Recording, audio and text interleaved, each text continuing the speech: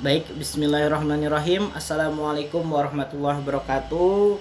Selamat pagi menjelang siang Ananda sekalian, kelas 7 yang ke kelas 8 ya. Alhamdulillah, bertemu lagi bersama Bapak. Jangan bosan-bosannya ya. Alhamdulillah kita hari ini bertemu di pelajaran bahasa Indonesia kelas 8 ya. Untuk bab pertama ini kita akan belajar tentang menyikap peristiwa di balik berita atau tentang berita pada umumnya ya. Mungkin Ananda sekalian, bukan mungkin ya, seringkali Ananda sekalian melihat berita di TV, di radio, di mana saja.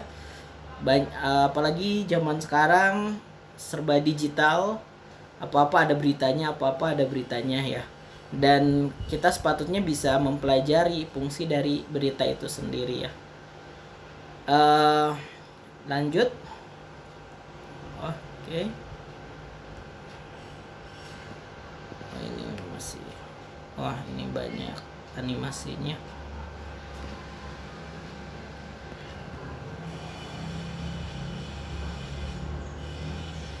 Ya. Untuk tujuan pembelajaran ini, yang pertama kita akan mengidentifikasi unsur-unsur teks berita yang didengar dan dibaca. Jadi apa yang Ananda dengar, kemudian Ananda baca, kita akan coba identifikasi, kemudian menentukan isi teks berita yang didengar dan dibaca.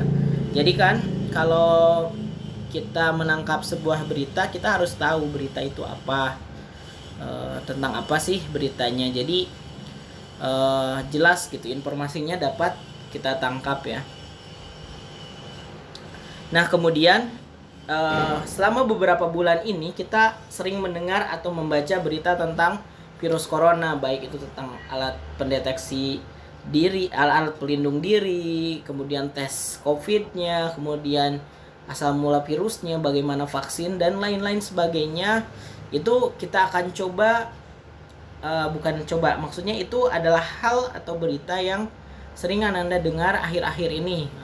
Banyak beritanya dan kita juga tahu ya, minimal apa sih COVID itu, apa sih corona itu, kemudian asalnya dari mana, kemudian penyebarannya bagaimana. Nah itu kan dari situ dapat informasi dari berita. Nah di sini kita belajar tentang kompetisi dasar. Jadi kompetisi dasar yang ingin kita capai itu pertama mengidentifikasi unsur-unsur teks berita yang didengar dan dibaca, kemudian menyimpulkan isi berita yang dibaca dan didengar, kemudian mengidentifikasi unsur-unsur teks berita yang didengar dan dibaca serta menentukan isi teks berita yang didengar dan dibaca. Nah ini indikator pencapaian kompetensi, menyusun, ringkas dan menyimpulkan berita, menentukan langkah-langkah menyimpulkan pokok-pokok berita dan menanggapi isi berita. Nah, di sini ada satu contoh berita. Wilayah padat permukiman Jalan Pemuda RT 2 RW 3 Kelurahan Rawamangun Pulau Gadung Jakarta Timur mengalami kebakaran pada Kamis 9 Juli 2020. Kebakaran tersebut diduga dipicu oleh gas LPG yang meledak di dalam rumah yang ada di salah satu rumah. Hal tersebut dibenarkan Kepala Seksi Operasi Suku Dinas Penanggulangan Kebakaran dan Penyelamatan Jakarta Timur, Gatot Sulaiman. Diduga karena gas LPG, kata Gatot saat dikonfirmasi Kamis 8 Juli 2020. Nah, Gatot mengatakan peristiwa ini terjadi sekitar pukul 15.50 sore tadi. Api yang berasal dari satu bangunan diduga kuat menyambar bangunan lain dengan cepat. Alhasil api pun melahap 25 rumah yang ada di lokasi tersebut. Kita langsung turunkan 24 unit mobil dengan 120 orang personil, ucap Gatot. Alhasil api pun berhasil dipadamkan sekitar pukul 15.31. Gatot belum bisa memastikan berapa total kerugian warga, namun dia memastikan tidak ada korban jiwa dari peristiwa tersebut. Nah, itu salah satu contoh berita. Jadi berita itu kan ada tujuan praktisnya yang menyampaikan informasi. Jadi bagaimana sih misalkan kan Ananda nanti misalkan membuat sebuah berita, bagaimana sih agar membuat sebuah berita yang bagus. Nah, di sini kita belajar bagaimana cara membuat berita. Kita identifikasi dulu unsur-unsur dari berita itu seperti apa. Nah, baru nanti kita bisa membuat sebuah berita yang bagus agar pembaca atau pendengar dapat memahaminya dengan baik apa yang kita maksudkan, apa yang kita ingin sampaikan. Nah, jadi yang tadi tentang kebakaran tadi, setelah menyimak teks berita ini, apa yang dimaksud dengan teks berita? Jadi apa sih teks berita itu? Definisinya apa?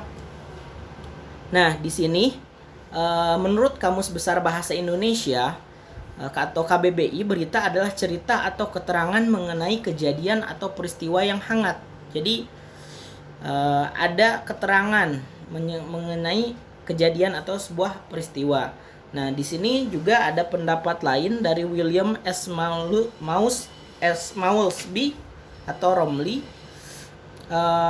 Berita adalah suatu penuturan yang secara benar dan tidak memihak dari fakta yang punya arti penting dan baru sekarang yang terjadi, menarik perhatian pembaca surat kabar yang memuat hal tersebut.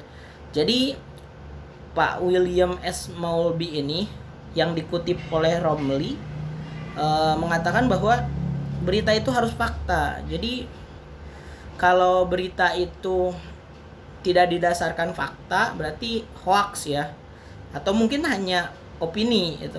Nah, jadi kalau hal dikatakan berita itu adalah dia didasarkan akan fakta atau peristiwa yang terjadi itu benar-benar terjadi. Nah, kemudian menurut Eric C. Hepwood, ini dia mengatakan bahwa berita adalah laporan pertama dari kejadian penting dan dapat menarik perhatian umum. Nah, jadi kalau Eric C. Hepwood, dia menyatakan bahwa berita itu adalah laporan pertama dan kejadian penting dan dapat menarik perhatian umum.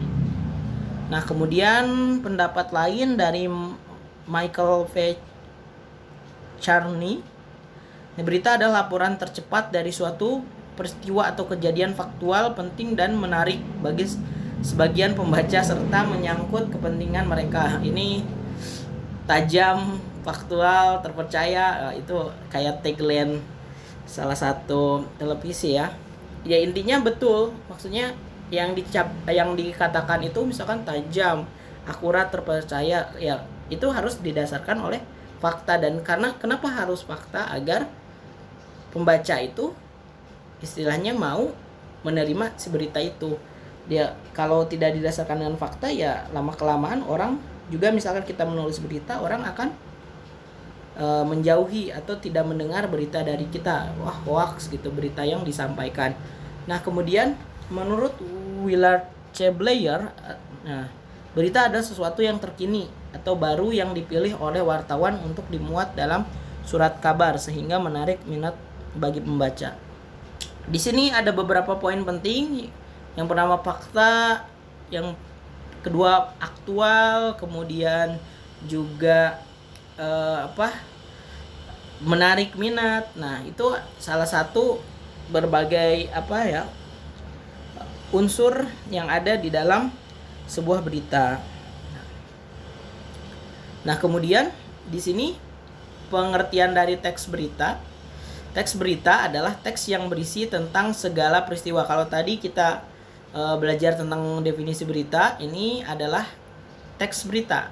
Teks berita itu adalah teks yang berisi segala peristiwa yang terjadi di dunia yang disebarkan melalui berbagai media, baik itu radio, televisi, internet, situs web maupun media lainnya.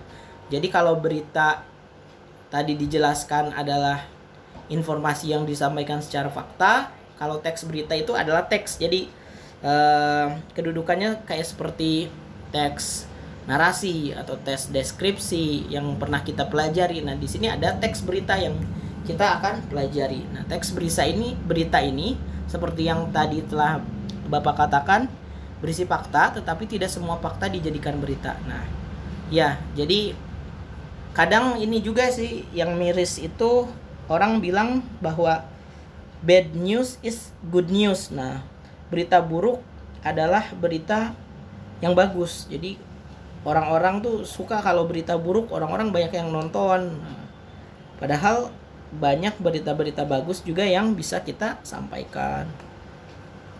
Nah, kemudian ini unsur berita. Jadi hal atau yang membangun sebuah berita itu kita singkat seperti 5W 1H atau adik Simba kalau di dalam bahasa Indonesia. Apa, di mana, kapan, mengapa, bagaimana, siapa. Nah, apa itu what?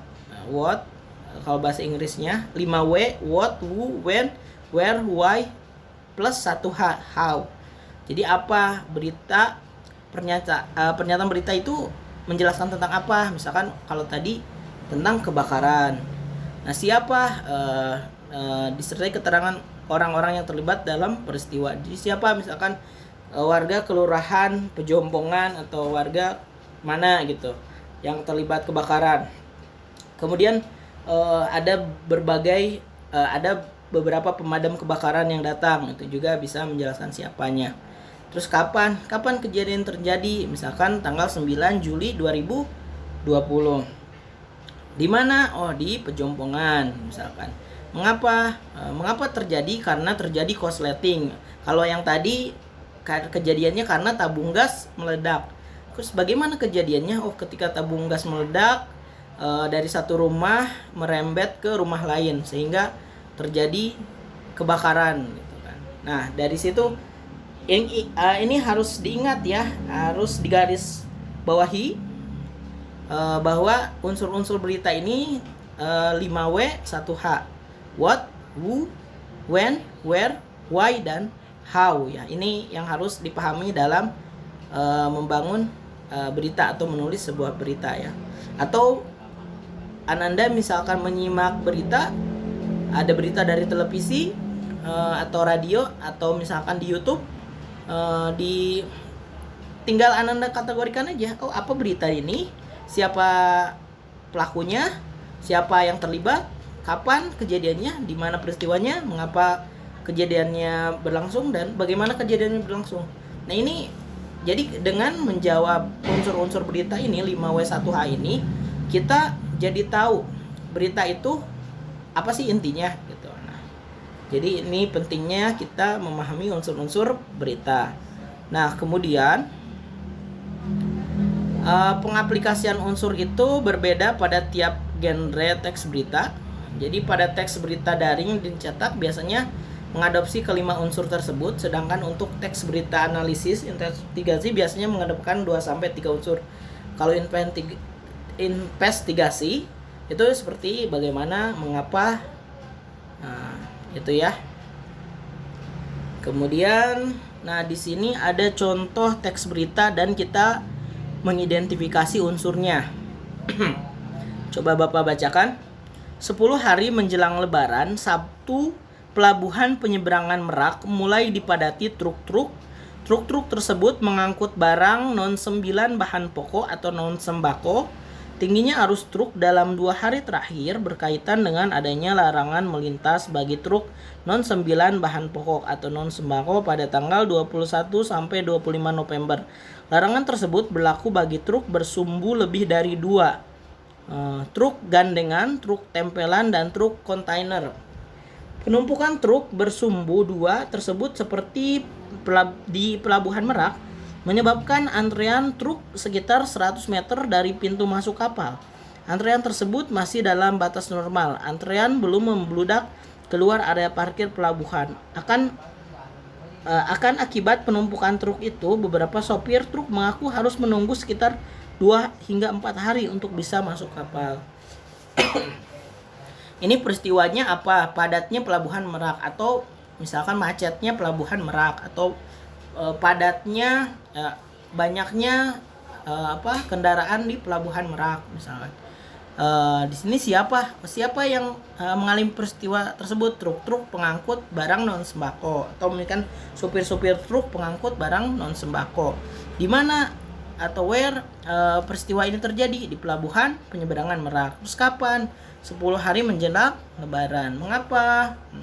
Adanya larangan melintas bagi truk non sembako. Nah, kemudian bagaimana proses peristiwa itu terjadi? Proses tersebut menyebabkan antrean truk pintu masuk kapal. Nah, jadi 5W1H itu menjawab berita ini tuh membahas tentang apa. Jadi lebih enak kita kalau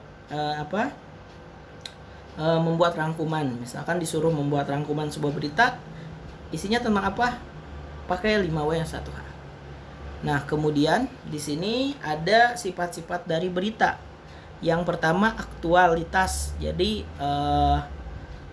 nilai tersebut bisa berasal dari peristiwa atau kontennya yang baru menguak hal baru. Jadi aktualitas hal baru. Jadi aktual, mengaktualisasi. Jadi memperbaharui, mengupgrade. Jadi beritanya hal-hal baru. Kemudian penting, ya jelas peristiwanya penting gitu. Jangan yang hal-hal yang nggak penting, misalkan banyak juga sih sekarang kayak berita tapi seperti nikahnya artis gitu kan. Itu menurut Bapak lebih penting kayak memberitakan misalkan harga pupuk berapa di kalangan petani daripada pemberitaan yang seperti itu. Jadi misalkan Ananda suatu saat jadi jurnalis atau wartawan atau editor sebuah surat kabar atau berita atau televisi misalkan, Ananda bisa mengangkat peristiwa-peristiwa yang penting yang bisa bermanfaat untuk masyarakat informasinya. Kemudian informatif, ya mengedukasi masyarakat, informatif, emosi, melibatkan emosi. Jadi teks berita memiliki daya tarik emosi sehingga pembaca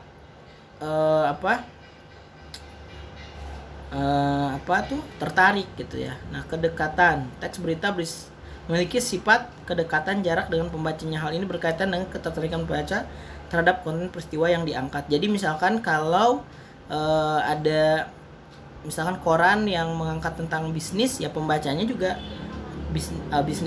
bisnismen misalkan, atau orang yang terkait dengan bisnis atau wirausaha. Nah, jadi kesesuaian antara topik berita dengan pembaca itu perlu dipertimbangkan dalam membuat sebuah berita. Misalkan kalau Ananda misalkan bikin berita tentang pendidikan, misalkan nanti yang baca juga orang-orang yang berkecimpung di bidang pendidikan, atau bisa saja masyarakat umum. Tapi kalau untuk masyarakat umum diusahakan beritanya itu bisa dijelaskan atau menggunakan kata-kata yang mudah dipahami gitu. Beda dengan misalkan dengan kita memberikan berita kepada orang-orang yang teknis gitu, orang-orang yang berkecimpung di bidang pendidikan yang teknis seperti guru, misalnya kepala sekolah dan lain-lain. Itu bisa menggunakan kata-kata teknis, maksudnya kayak RPP itu apa, misalkan ini efektif, ini harus efektif, misalkan timeline apa gitu kan. Nah, itu dijelaskan. Kemudian juga ada dampak, tentu dengan berita tersebut akan ada dampak ya di masyarakat. Misalkan dampak tersebut tidak akan kuat dikatakan sebagai suatu teks berita, tapi hanya informasi semata. Jadi berita itu harus karena melibatkan emosi, ada dampak. Jadi ketertarikan dari masyarakat akan dampak dari berita itu. Jadi misalkan masyarakat jadi mengetahui tentang suatu berita di negara lain. Nah, kemudian di sini bagaimana cara meringkas berita. Nah, meringkas tentu ya tadi pakai unsur 5W1H. Dengan unsur 5W1H kita akan dapat inti dari beritanya apa, mengapa, di mana, kapan, siapa, mengapa, bagaimana. Ya, dengan menjawab itu semua kita dapat meringkas sebuah berita. Nah, apa saja langkah-langkah untuk menyimpulkan teks berita? Nah, Di sini mendengarkan berita dengan penuh konsentrasi, kemudian mencatat pokok-pokok berita, menyajikan pokok-pokok berita menjadi kalimat, menyimpulkan isi berita berdasarkan pokok-pokok berita, menyampaikan isi berita secara lisan atau tertulis. Ya, ini sebetulnya sih dari kedua hal ini, baik meringkas maupun menyimpulkan, penggunaan 5W1H itu akan sangat membantu sekali dalam memahami sebuah berita, ya, baik meringkas maupun menyimpulkan. Ya, kemudian ini ada contoh berita orang Minang yang merantau ke selatan, bisa Ananda baca, coba dibaca sendiri. Kemudian juga tahukah kamu cara menanggapi teks berita? Nah, ciri-ciri tanggapan secara umum. Tanggapan merupakan pernyataan. Nah, bedakan ya pernyataan dan pertanyaan. Kalau pernyataan itu ungkapan gitu. Oh, saya ganteng, misalkan, itu kan pernyataan. Atau misalkan kalau pertanyaan, siapa yang ganteng? Nah, itu kan pertanyaan. Nah, berbentuk lisan atau tulisan. Tanggapan itu bisa berupa lisan atau tulisan. Kalau di zaman sekarang itu kayak review gitu ya, tanggapan itu review. Tanggapan terhadap sebuah berita bertujuan untuk menanggapi atau menjelaskan suatu hal yang sebelumnya disampaikan atau dilakukan pihak lain, ya. Kemudian ada beberapa hal yang harus diperhatikan ketika menyampaikan tanggapan. Pertama, tanggapan harus berhubungan dengan masalah yang sedang dibicarakan, ya tentu. Misalkan sedang membahas tentang pendidikan, ya bahas juga tentang pendidikan. Yang lagi bahas tentang COVID-19, ya bahas tentang COVID-19. Nah, kemudian tanggapan dapat mempercepat pemahaman masalah, ya, dengan kita menanggap atau memberikan tanggapan terhadap suatu berita, secara otomatis pemahaman kita akan masalah tersebut semakin baik. Nah, kemudian tanggapan tidak mengulang pendapat yang pernah disampaikan orang lain. Ya, istilahnya ini juga tidak melanggar asas koherensi atau kehematan. Jadi kalau yang sudah dibahas, ya ngapain kita tanggapi lagi? Ya kita tinggal baca saja, ya. Atau orang juga tinggal baca tanggapan yang sudah pernah orang lain sampaikan gitu. Jadi coba kalau menanggapi sesuatu, misalkan ketika kita sedang diskusi, coba utarakan ide atau tanggapan yang baru gitu. Tanggapan disampaikan dengan kalimat yang tepat, ya betul. Jadi kalimatnya EYD, ejaan yang disempurnakan, kalimat baku, tidak menggunakan kata gaul gitu. Jadi berita juga disampaikan dengan bahasa yang baik dan benar, ya. Tanggapan disampaikan dengan sikap terbuka dan sopan, ya jelas. Kemudian ini juga ada berita. Ini tentang tayangan video streaming Netflix sudah bisa diakses seluruh jaringan Telkom Group mulai hari ini.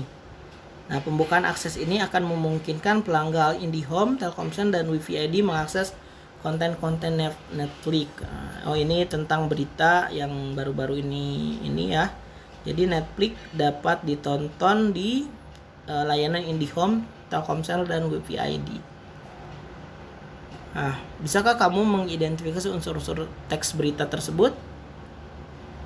Oh, ini apa? Sudah ya tadi, apa, di mana, kapan, siapa, mengapa. Ya, kalau dari berita tadi, apanya tayangan video streaming Netflix, kapannya, ini Bapak rasa bisa Anda mengidentifikasi siapanya. Telkom diwakili oleh Vice Presiden, tadi tinggal dibaca saja lebih jelasnya. Kemudian sebelum berlanjut, Bapak ingin kasih penugasan, coba Ananda cari sebuah berita, boleh di internet mungkin ya, yang sedang ramai, temanya jangan COVID, mungkin udah rame ya. Temanya itu tentang kenakalan remaja. Coba kenakalan remaja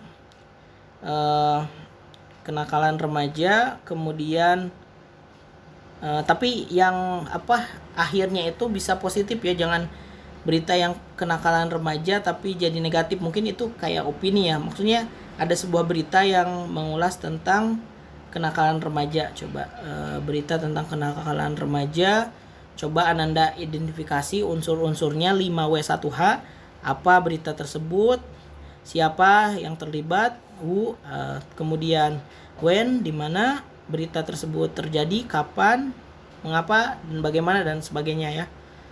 Coba yang 5W1H ini diidentifikasi, kemudian nanti unsur-unsur ini ditulis di kertas di buku kalian, kemudian dipoto dan dikirim ke pengampunya masing-masing. Ya mungkin cukup sekian dari Bapak. Tadi mungkin tidak semuanya teks Bapak bacakan, Ananda dapat membacanya sendiri. Mungkin juga slide-nya atau videonya bisa diulang-ulang agar bisa lebih paham. Jika ada pertanyaan boleh ditanyakan ke pengampunya masing-masing di Banin ataupun di Banat. Ya demikian dari Bapak, kurang lebihnya mohon maaf. Kita tutup dengan doa kafaratul majlis. Subhanakallahumma wa bihamdika asyhadu an la ilaha illa anta astaghfiruka wa atubu ilaik. Wassalamualaikum warahmatullahi wabarakatuh.